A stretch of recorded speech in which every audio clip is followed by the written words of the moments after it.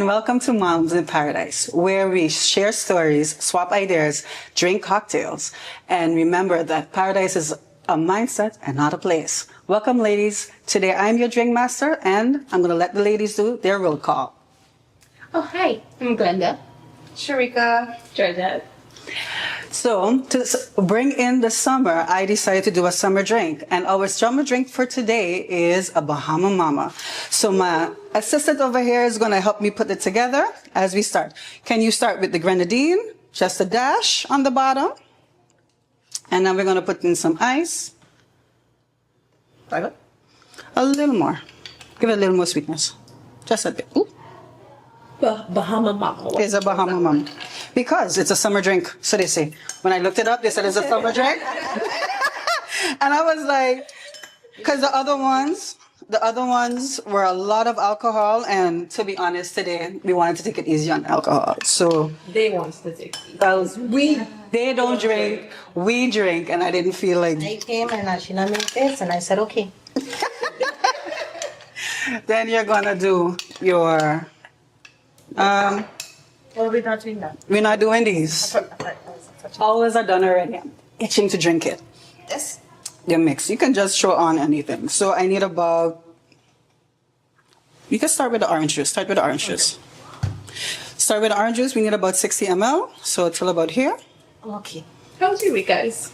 Well, Glenda is pouring in the orange juice. It's been great. It's been quiet. Quiet. Mm-hmm. I don't know what that means. Pineapple juice? We don't know what quiet means. I don't know what quiet means. You're wearing her fedora hat. Almost knocked me. But we love it though. Just a little bit. And then the mixer. Counting down to vacation. On notification, what is the vacation plans? Chilling and some traveling and yeah, that's it. I'm excited for Sleeping. A little more? That's it. And a little I'm more. ready for vacation. A good time And top up with a away. little more orange Recharge, juice. Do something exciting.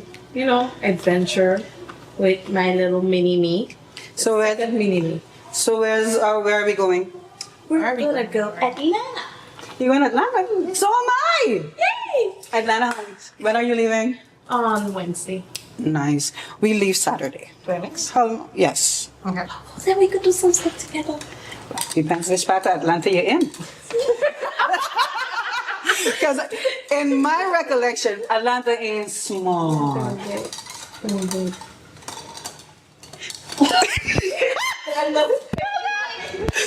of it. So just for the people at home, we put in some pina colada mixer and some pineapple juice and orange juice to give it a little flavor. This is our non-alcoholic version. Mamas, grab your cocktails and just know we're going to sit down together. I'm trying my best. Try your best. Mix it up. Mix it, mix it, mix it, mix it, mix it. Mix it, mix it, mix it. And then we're going to stir as we go along. It's mixed enough. For you too? Thank you. Ooh, For us feel too? the tropicalness. I can feel Can you feel the summer in it? Yes. Happy summer, ladies. Cheers.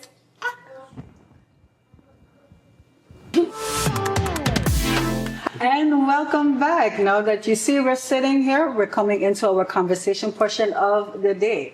So, as your drink master and leader of conversation, I really wanted to talk about the closing of our school year. Did all our kids go over? Yes. Yes. 3, here we come. Here we go. Hey. And that's to be honest, it's not the last one. So everybody went over. Are we all happy? Yeah. And we just talked about our summer plans to go on vacation, which is awesome. But what I do want to touch about is the new hair policies that our Minister of Education, Honorable Minister Gons, started pushing that we shouldn't, that we want to change the wear of our children wear hair in the schools, because as you guys know, and I think more in the Catholic-based education, not the public ones, public schools, you're only allowed to wear, especially for our little boys, you're only allowed to have their hair about an inch. I don't do specifically. It's an inch. They're allowed to grow their hair about an inch above their head, and anything after that has to be cut. For the girls, they're not allowed to wear beads, they're not allowed to wear braids, they're not allowed to any of these things. It has to be neat. And it has to be neat. And then the question for me is, what is neat? Because when I came back to St. Martin, I was rocking my afro and I went to work. That wasn't neat. That was unkempt. Yeah.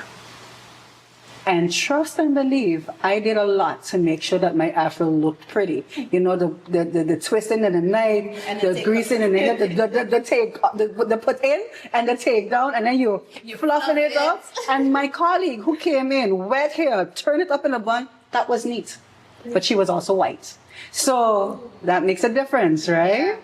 And I don't want to say that it is a white and black issue, but there are certain colonistic ideas and views about what is issue. beautiful hair and what is not. And I had to grow, for me personally, I had to grow into enjoying my natural hair. It took a while. Do you guys have that same experience? I think I've always liked my hair. I've never had a problem with my hair. I haven't had it straightened. Ever? Ever. I've had texturizer. I think that's the closest I've gotten, and that didn't really take, from what I remember. But it's just always been combed. I've had it ironed out. Texturizer, never actually straightened. I think the most that I've disliked my hair is the whole shrinkage process, because after you wash it, then it shrinks up, and I'm just like, I was just remember watching my cousin's hair, who has a completely different texture because her mom is from Aruba. So the hair, the flowy, Oh, the loose curls. loose curls. And I'm like, why is my hair, all of it like this, looking so ugly when she washes her hair, or whoever washes their hair, and it's still. So, But she also has shrinkage, doesn't she? But not as much, I but guess. I didn't know the process. I Process, didn't know the word shrinkage. I didn't At the know that time. meant healthy hair. I didn't know that was a thing that everybody had. I just know I didn't like how it looked because I was comparing myself to other things. And my sister had straightened hair. So I wasn't really seeing, I don't think I saw anybody else with their hair looking like mine, especially after it washed. So I think that was the only thing that I disliked about my hair. No, I don't love it. I've accepted it. Oh wow. I hate it less, Okay.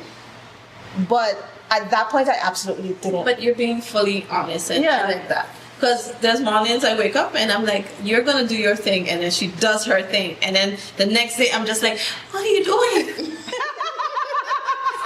This is not what we discussed. She's doing a whole different thing. But I think as we grew up, we were conditioned to dislike our hair, and it's just also with the items we got as children as well. We would see our Barbies with long, beautiful hair, straight, blonde. And then when you're getting ready, I don't know if you guys had that experience when you were growing up. When I was growing up, every Sunday my mother used to comb my hair. And what she would tell me is that it made my hair more manageable for her, because I have thick hair, still do, and I have my moments too. And if you have somebody who's not versed in taking care of thick hair, they're not able to help you to take care of your own thick hair. But I I couldn't remember- even put my hair on. So, and my mom was the same way. But remember, her mother did the same thing to her. Yes. So her mother literally used to hit her with the comb on the knuckles because she couldn't. My mom would take care tender scalp. She would be like, You know, and you get it. Or you're trying to hold your hair because it's hurting. It's hurting and you get the tick on your knuckles. So my mom never learned to comb her hair and thus never learned how to comb my hair. Now, thankfully, it takes a village. So I used to go by my godmother and she used to plait my hair every weekend. She loved to plait hair and my hair would stay. But at the age of 9, I don't remember, we put straightener in the hair. And then my mother didn't like the straightener, so we put a jerry curl. Oh, wow. I had a jerry curl up until my college days. It was bad. She's like, I can say it now. Jerry curl. Back then, I used products. And I used to think that my hair used to look good until I realized that my hair wasn't looking good. You go back in the picture, it's not that cute. But I had a jerry curl for a very long time, and it wasn't until I had like 3 spots on my head from over processing that I decided, okay, we're not doing this anymore. So I cut my hair and I went natural. I haven't done anything else since. I think I was 21. I am now almost 40. So You've been doing it, so. it's been, I've been doing good, but it took a while to get comfortable with my hair. Yeah. Your story. Oh, I have a love-hate relationship with my hair. I think I was traumatized with having to put rollers in my hair. Uh-huh. And then going to school with the rollers. Oh, Then Lord. You went to school with rollers. But you take it out and you... with the curls. The But curls. they weren't curls. Because what would They happen would now? stay in the curl form. Yeah. Yeah. The humidity hitting that. Oh, that's. I disliked my hair a long time. I mean, I still have a love-hate relationship, but now So are you- I'm very quick to cut it off. It's a work. No, but it's just it's I a love work short in hair. progress, and It's a work in about progress. Learning your hair, your Yeah. type, and being patient with yourself and with your hair at the same time. So- because I have moments where I just want to be like, I'll be in front today with the scissors, like I could just like. We could just go short. That's Yeah. like But this was my thing. If I didn't put locks in my hair, it would have been this color. This short, yeah. This short. So, and I'm loving this process because this is the longest my hair has ever been, and I do absolutely. nothing to it. I go, I get my hair done once a month, I get it retightened, and that's it. I love this. Yes. But okay, that aside, now with all the knowledge that you have now taking care of your hair, how does that translate to your daughter? What do you do differently with your daughter that you wished your mom had done with you?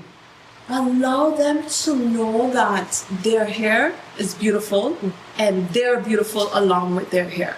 And to teach them, how to manage it and take care of it. Because my eldest, she has never, how you say, Iron it up. ironed it out or Texturize or straighten. it. And she loves her hair. She has a love-hate relationship as well. I think with her hair. everybody, But to learn that your hair is part of you, it's part of your identity. And I feel like allowing them to understand that made them understand more of themselves instead of telling them, hey, you know what? You're beautiful, but if you straighten your hair or you them slick more this beautiful. smooth back, then you'll be more beautiful. And I'm just like, listen, those little curls are popping out, that's part of it. That's your kink. That's you. So enjoy it. And So understanding this with our school policies, how do you feel that it is? Because I think I'm also a part of the abolishment of the hair policies in school petition. I was a part of it. I'm not as vocal as I used to be, but I was very vocal. How do you think these policies that they have in place either support? Do you think that they support our children, or do you think that they somehow deter our children or not let them identify with who they actually are? What do you think? I think my main issue, I was like, thankfully I don't have a son, so I didn't have to make that choice. My main issue has always been just for little boys, like for parents that grew their child's hair out, that cut it solely for the purpose of them going to school. Like maybe some parents are like, when he gets to a certain age, they want to cut it. And that's fine. That is your choice as the parent. But if you cut it just because they were going to school and it's a school policy, like, but how is the long hair stopping him from learning? Like, I think I would have a hard time. And I think that would be one of the reasons I'd be like, I don't want my child to go to school. Let's find a school where he could go and he just like be how he is. do you feel like that's hijacking their identity as well as boys? I think so. And honestly, I haven't given it that deep of thought. I'm just like, why does it have to cut to go to school? So And I it's not agree. for any purpose. Not that I agree, but I do know that it can be a hijacking of your identity, especially like so. What I love to see, and especially with little boys, that there's a certain and who brought this to my attention was Sophia's dad. There's a certain transitions as they get older, right? So when they're younger, what happens is they start identifying with the male that's in the home, if there's a male in the home. So if the male has long hair, they want to look like their dad. Yes. Right? They want to look like their dad. They want to emulate what their dad looks like. And if their dad goes to the barber shop, they want to go to the barber shop just like their dad. Now, you take that away if the child has a dad with long hair. And I had one of my colleagues on the petition movement. Her son, I kind of identifies with the mother, and he wanted to grow his hair. Yeah, okay. And that got very frustrating because anytime the hair got a little too long, the teacher would come with a ruler, check the length of the hair to see that it's a little too long, And then they would say, oh, yes, mommy, you have to cut your hair. My problem with this is that you don't give the child the right to choose and the right to identify. And so you're now, and that is a basic right of the child. Yes, exactly. You are going against the basic right of your child. And this is a school policy going against the law. So this is my biggest issue with these policies. And it's not just the boys. My child, my daughter, who would love to have beads in her hair. I would love for her to have beads in her hair.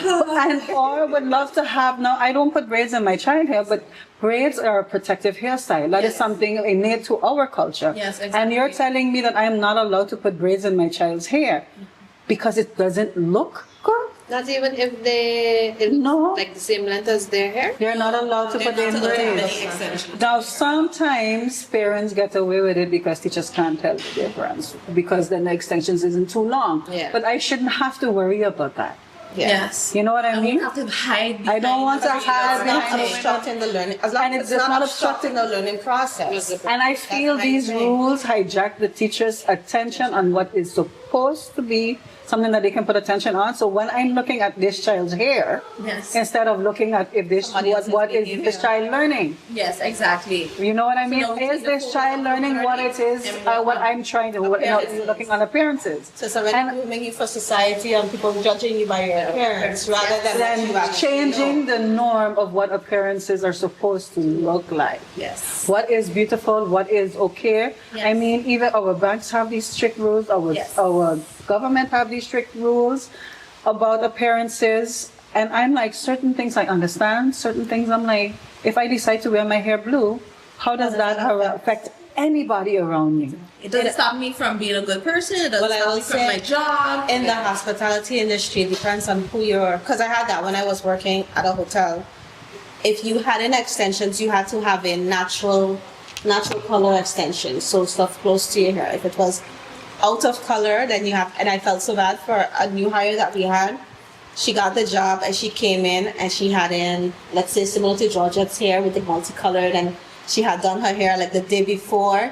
She came to work first day and they were like, I'm sorry, but you have to go back home and you have to take that out. Wow. Because it is, but I will say, I don't feel there's a but for this. no. But if it's that Because color, I'm is it like, is it But it was was- the color of Georgette? It was mixed colors, yes. So Mixed it was like colors. a darker brown and a lighter brown, like a 2730, which isn't bad because that's my preferred hair color. Yes. Anyway, when I put it in I braids. mean, you can put in But highlights in your natural hair. This also makes because, sense. because but you're not allowed to do that either. Not Because to you'll put be appearance. highlights. No, you have to keep, my hair had to stay like this color.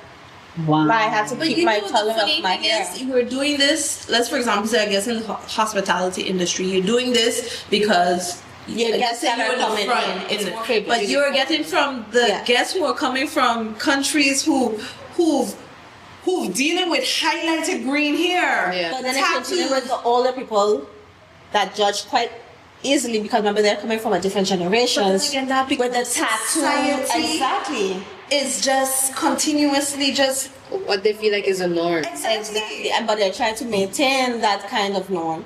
Because you also have people, because I have it on my Facebook feed, where people are saying, if I'm looking through a job description and what did you say? If he saw that you can't have any face piercings, I think he has a nose ring. He doesn't bother with that that job. What do you call Listing. listing anymore because he has a job piercing. Because it's like it's again the generation coming up. What does that have to do with me doing my job? yes. Tattoos on my skin don't stop me from doing my job, and yes. piercing doesn't, coloring my hair doesn't stop me. So my child having beads in her hair or having locks or having extensions doesn't stop her from learning. The only reason it's going to distract another child is if you bring attention to it, and then it distracts. But other than that, if they are accustomed to it, if it becomes the norm, But this is I what don't I was see how it saying distracts. earlier. I know Angela was like, it's a coloristic, idea. But I feel like a lot of this, where you have the older folks that are watching us when they come into certain establishment, like, oh, how come you have tattoos? Oh, how come you have fierce person? It's because I want to feel like it's more a Caribbean thing. Because like I said, I've have gone to certain establishment in, let's say, in a bigger country, and I'm literally watching someone with highlighted hair, piercing in the nose, piercing on the eyes, tattoo still here, European countries and mostly. and Because in America, it's the same. But America, they just recently, and I want to say like maybe in the last 10 years, placed the Crown Act, Yeah. which exempted, which the Crown Act was to be able to, Specifically to black women? for black women Yes. being able to wear their natural hair at the workspace. Exactly. So this is not something that is just Caribbean. It is anything that was colonized. yes. And this is the idea that we have to start thinking about. Colonization over the years, what happened when the black women was attracting too much attention with their hair, they decided that they had to wrap their hair. When the wrap wasn't too good, what happened was, then that wasn't good, they decided that they couldn't wrap their hair. Anything that attracted the gaze from the male perspective was thing. And coming back to our schools, it's the same thing. Anything that is different than what is The norm. what they claim is the norm is outlawed by the school. Or what is the right way? And what's the right way to look and God how? knows what reason. But that's it. If it's not, and I'm gonna put it really plain. If it's not right, it's not right. I hear that in a minute. But that's what it is. And even our white colleagues, those who stand up for the Crown Act, they get chastised. Yeah. Because the girl who's in our group, her son is white, and every time his hair gets till hair, they bring it up. But why? Because she's pushing against the norm.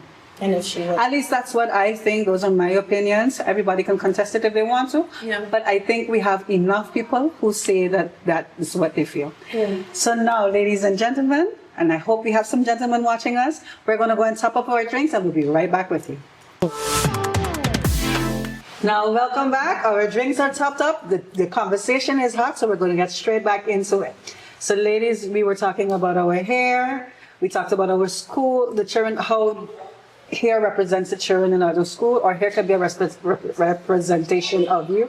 Excuse me. It is a representation. So, let's continue. You were saying that it is a representation of you. I mean, it's you. Your hair is part of you. You can't have one part and not have and consider this part of it. Because a lot of times, and I hear it a lot, especially with my hair type. I hear people say, when people are talking about hair, they go like, oh yeah, but you don't have those problems because you have nice hair. What is nice hair? Yeah, so, and that is a very good question. My mother didn't tell me that my hair was nice. My hair was hard. Nice. My hair was unmanageable, and those are the same things that she heard. Yes. So, and I don't fault her because she didn't know how to take care of her hair either. Yes. Her hair was straightened for a very long time. I think it was after her second round with chemo is when she went natural. You know what I mean? So she's well into her 40s, into her almost 50 at this point. So she never knew how to take care of her hair. I now understand hair because when I decided to go natural when I was in my 20s, mind you, I took the time to figure out what my hair needed. What kind of there was a whole movement, right? Where you had to figure out your porosity level, your hair porosity LC method, LCO method. all these things. Because there was a whole movement. Yes. You started There is a movement. but it's not as big as it was like 5 years or 10 years ago. No. 10 years ago, all of a sudden, all the natural hair products came out. Everybody was going natural. Everybody was going on. But that's because representation became even more Yes. of a thing, right? You started seeing the Barbie dolls with the natural hair types. And when I decided to have a daughter, when I had a daughter, I decided that none of her Barbie dolls was going to look anything else but like her. Like, Yes. yes. And then I kind of backtracked on that because our world isn't just of black women either. Exactly. So now whatever she gets, and I don't push the narrative of only I about was similar to that in that I wanted her to get at least one. Because we're not just doing the blonde straight hair. With blue eyes. When that is not a representation of who you are. Because I remember watching, I don't remember where I saw it, but there's this test, like then in I think the 60s or so. The doll test. the doll test. Where they would have two dolls on the desk, and they would have a black doll and a white doll, and they would ask the kids which one is bad. and kids automatically chose the black doll as the one that. Y'all didn't see that one? And I think it was because the doll had an afro. No, they weren't. It wasn't afro. It was just. It was just a It was the black, black doll. And every single It's the child, black or babies. They white. didn't have hair. Yeah. Oh, okay. Black or white. Every single child associated the black doll as being the bad one. Because again, that's the world that they lived in at the time. Yeah. And for me, when she was getting dolls, I mean, she has several dolls. Maybe too many. I want to encourage it while she's playing. I want to encourage playing, but she has a lot of long blonde hair.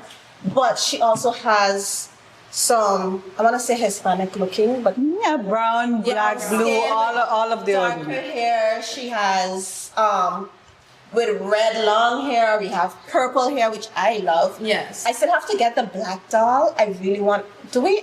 Wait. There's actually one. She has a black doll with braids, with like plaits coming down. She has that one. I was very happy when she got that one.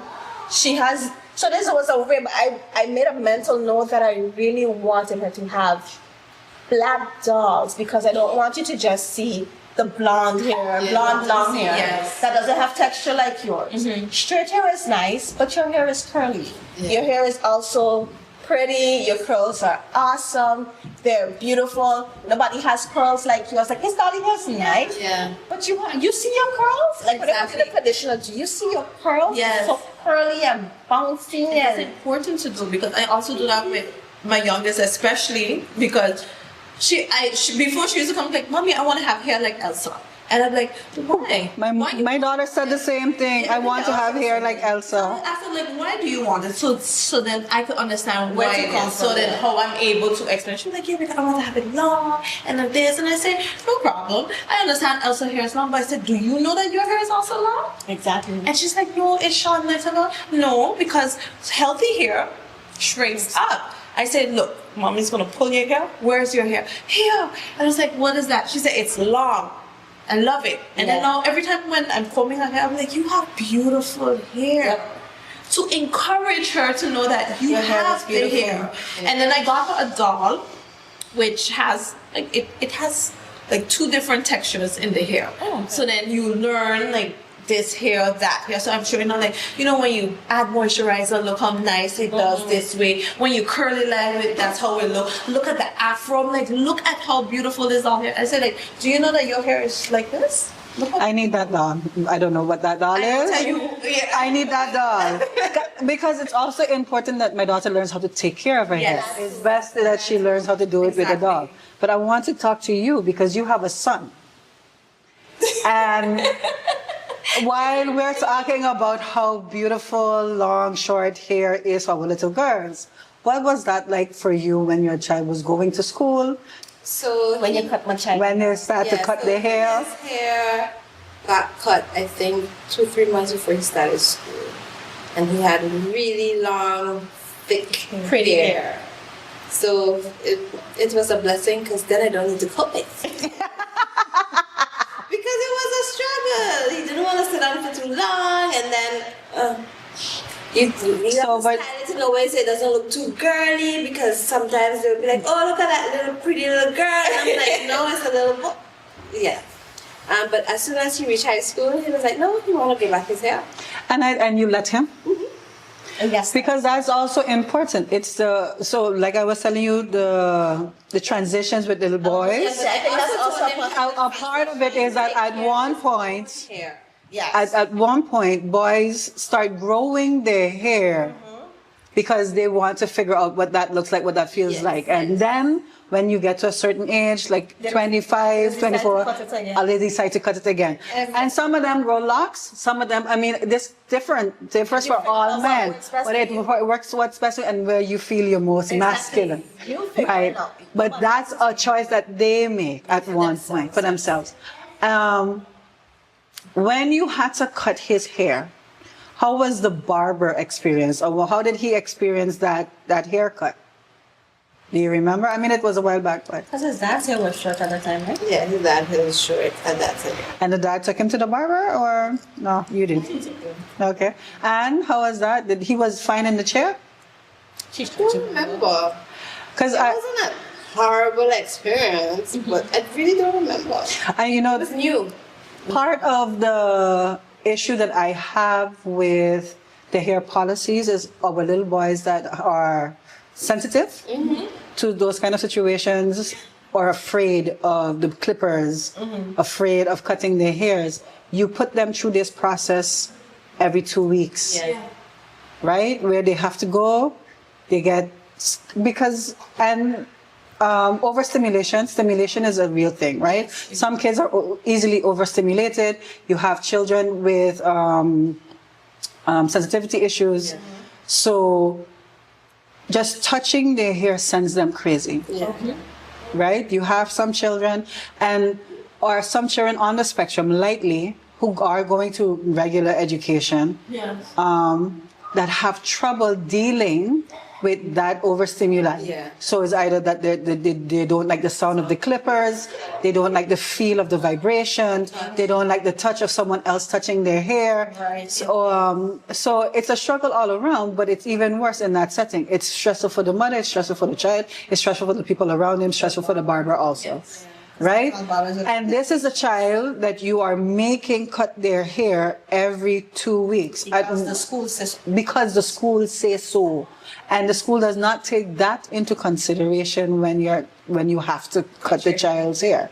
And then they're going to say, well, you could put your child somewhere else, but you choose a certain school because you appreciate the type of education that they give, not the policies that they want to put on the child. And at that point, when you're saying choose somewhere else, it's like you're saying overcrowd an institution that already is suffering with staff so that your child can have long hair. Or pay money that you don't have because you want your child to feel like themselves or whatever. And to identify with themselves, or to not just be so afraid all the time. Yeah. You know what I mean? Or not have to deal with that stress. I have to change schools because my child is overstressed. Can you imagine? Can you imagine? I decide to not go to the school that I chose for my child because I thought that this education would fit my child's needs, because they said to cut your hair or else. Again, taking away my freedom. My freedom, my right to choose, my self-identity, hurting my child mentally and physically. Because when they trash about, they're hurting themselves. And I know not all teachers feel that way. I know not all principals feel that way, but the policy is in place. This is why I commend our commissioner, our Minister of Education, for really helping us push the narratives. I want to thank also the Parliamentary De Weaver, because he also pushed it, and especially Teen Times. Teen Times were very instrumental with this change. They collected over, I think, 500 stories of young boys and young girls who were going through this process, who was having trouble. People getting chased out of school, understanding what it meant for them. I spoke to one of my teenagers at the office, and he was like, I was literally have to pat down my hair because he was going to one of the high schools. Pat down my hair to be able to go into class. Otherwise, they would stop me from taking a test. Wow. Yeah. From taking a test. Girl, this thing is be bad. One of This is a policy, and according to them, their policies is and your policy is law, but this is just be bad. Let's talk about the shoes. If the shoes isn't all the way black, they weren't allowed to take a test. The little boy came to school. He didn't have a shoe that was all black. The only thing that was white on the shoe was the Nike sign. They sent him home. He wasn't allowed to take his test. Wow. But this is how teachers can use the policy against children that they don't like. Because he wasn't the only one that had a speckle of white on his shoe. But he was the only one to be sent home, though. But you could have been understanding because it's a And test. tell them for Was it like another a day. CXC test? Don't come tomorrow. Or whatever. It doesn't matter. It was a test. It bothers this kid. You're right. Because It doesn't matter. So he had to go. And then the thing is, I think he colored into, if memory serves me, and question my memory because my memory is faulty. He colored in the sign, and it was fine. You colored in the sign? With a black marker, he colored it in to make sure that it was black like the rest of his shoe, and it was fine. I don't have no comment on you. I mean, I have a problem with the hair, but I also have a problem with the school. I have a problem with the, the policies, with the dress policies. And not that fact, because I love uniform. Don't get me wrong. I like not having to worry about what I have to put on my child tomorrow. So I like the uniforms. I like that it makes them identify with the school. So this is not about the uniform. I do have an issue. Well, a situation that came up last week, because you know they always have their end of the school year. Thank you. End of the school year field trip. And this bothered me all to my soul. My child comes home and tells me, and then of course it's on Class Dojo, that you have to, they were going swimming, so the girls have to wear a bathing suit and a pants. I am not disgusted. Okay, you have to wear a bathing suit and a pants. Yes. When she comes home, I was like, so what was the boys wearing? Because I think it's important if my child, as a girl, has to dress completely head to toe, then the boy has to be dressed from head to toe. So that means he's wearing swim trunks and a swim shirt. Yes. Right? Because rule for one, rule for all. But of course, the boys were able to swim without a shirt. Why is it that my little girl can't swim without swim pants? And literally, they weren't allowed to go in the water if they didn't have the swim, if they didn't have a pants. A pants underneath, a tight pants, a pants anyways. Okay. And I'm like, she wasn't allowed to, but they're allowed to show their chest out, little boys, and it's okay. I take issue with that. And also understood with the 6th graders, they were made to put on a shirt to cover themselves. The girls were made to wear a shirt on top of their bathing suits, even if it was a one-piece. So they had to wear the bathing suit, a pants, and a shirt to be able to go do their activities. I'm like, come on now. Why are we using... Boys allowed without. And the boys allowed without a shirt. I don't... Look, if you're going rule for one, Should be a rule for all. I don't have an issue with your policy once the policy is fair. And at this point in time, the policy isn't fair. You know, in swimming classes, you are taught how to swim with clothes on because clothes weigh you down. So now you're making my child, who may not have a swimming diploma, who may not be able to swim as well, swim in this pool with extra clothes that is still going to stick against their body. You will still see the silhouette and the outline of everything that they're showing. But were you able to ask the reason why they wanted? So, from the explanation that I got, because this is not my child, from the explanation I got, it was so that the girls can be modest and show modesty and hide. So what does the showing chest does? Apparently not be modest. They're Only the girls Is be modest. so that the girls they don't acquire wandering eyes. And while Only girls just get wandering eyes, and only the think girls that- need to be modest. What's Do you wrong with not all think you? that we're just setting our children up for failure, for failure for the future? Because we're saying, hey, cover yourself. Because people out there can't control themselves. They can't control this. They can't Instead tell- of we go and tell, listen, you're beautiful. There's a certain way to be dressed, of course, because I'm not I mean, saying go outside there and- we talking, let's be trashy. But if you want to be trashy, it should be okay. It should be This is my, and that's your choice. and we should. But then again, all actions have a reaction, and all choices have a consequence. We're going to say one, we're going to say two. Yeah. However, it shouldn't be, because I decide I want to show a little bit of breast and some buttocks that a boy could decide that he could touch me. Yes. Yeah. It doesn't matter what I wear. No little boy has the right, no young man, no little boy, no adult, no grown man has the right to touch my body without my permission. Make a comment. Listen, I'll make that, listen. No. If I am a child, No, but You're right. It's not only about children. No. And But for the sake of this, because she's saying if you're a grown woman and you're dressed a certain way and a man make a comment about you, you could say that whichever way you want. Yes. But if I'm a child, obviously a child, you shouldn't have any comments whatsoever, boy or girl, about my body.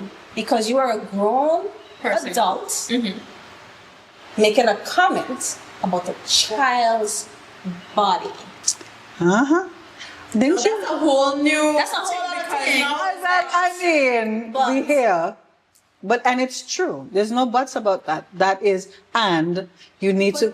We cannot just only look at girls because that's when what you I'm saying. That's why I said boy or girl. predators are looking at anyone. That's why I Whether said you're boy boy or girl. So what are we teaching our sons? It's Because okay we're to go assuming. outside there with your Exactly. swimming trunks because nobody's gonna tell you, oh, something for And then- your and then- chest out.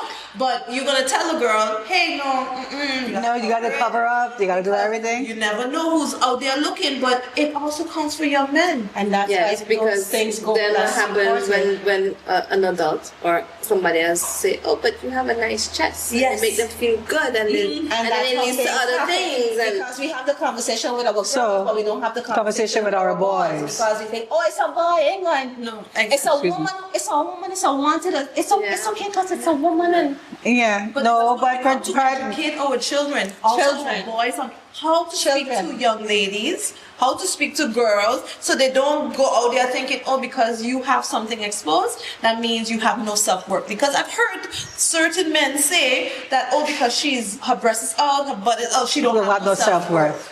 So on that we're not note, out to the beach. on that note, I would like to say, you guys are completely in. I completely agree with your stance on this. Predatory behavior goes both ways, and we need to teach our young boys and our young girls how to respect boundaries, how to respect each other's bodies, and not to over sexualize each other's bodies, and thus women, and when they become women and men, to continue that trend and teach their children the same. So, as we come to the end of our program, because here we are already, not from him. I wanted to share my mom moment for the week, which was really nice. My daughter is crazy as all get out. And remember the last time we were discussing the fact that my daughter wasn't able to do gymnastics and dance. My god sister, Indira, worked miracles Of course. so that she was able to do gymnastics And then and dance. And my daughter was super excited to be able to continue her gymnastics and super excited to be part of the junior company. Hey, so we are part of the junior company. So I really wanted to share that with you guys because it was her being a part of my village helps me let my child be the best that she can be. So I am very grateful for the Inisu Dance Theater because they really work and push for the family, for the kids, and they work with the parents. So shout outs to the Inisu Dance Theater.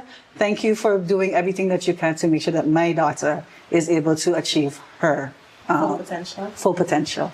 there you go. All right, ladies. To that, I will say cheers. And we'd like to say thank you for joining us on our Mom Moment, for joining us at Moms at Paradise.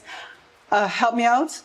We are on Facebook, Instagram, and YouTube. And And you can email us at momsinparadise@sxm@gmail.com. please send us all your Mom Moments so that we can share with the rest of the world. And feel free to like, comment, subscribe on YouTube, share our content. Please share. We're looking to create a community with other moms on St. Martin and in the region. So when you share our content, it helps us do that. Thank you, guys. Cheers. Bye. And bye.